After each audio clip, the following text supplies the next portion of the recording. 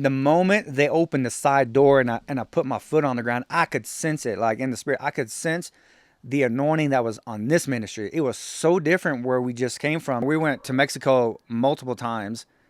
And I remember on this one trip, we went to Veracruz and to Campeche. At the beginning of the trip, we were at a particular church, a ministry. We were there multiple days. Several days later, we drove to Campeche, and it was in between where the Lord started pointing out Psalm 133 about sewing up. You know how it talks about the oil on Aaron's head, how it runs down onto the beard and onto the rest of his garment, onto the rest of the robe, and everything starts from the head down. So this second ministry we went to, we were in a van, and as we drove up to the church, the moment they opened the side door and I put my foot on the ground, I could sense it, like in the spirit. I could sense the anointing that was on this ministry. It was so different where we just came from. Not that there was anything wrong with the people of the other ministry, man. I mean, they were believing in, the book of Acts, like, I mean, in the whole Bible, I'm talking about casting out devils, raising the dead, speaking in tongues, praying in tongues, like believing in the power of God. Well, so did this ministry, but it was so different. Like I could sense it. I saw pretty quickly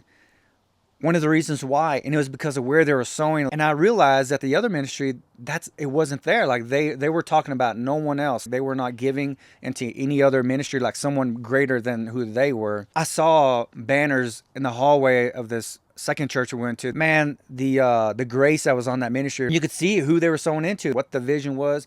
So they had a totally different revelation of giving and receiving and sowing into something greater, sowing into really good soil. And even Paul talks about being a partaker with me of the grace. He says it in Philippians 1:7. You are all are partakers of grace with me. Philippians 1:5, it says, in view of your participation in the gospel from the first day until now.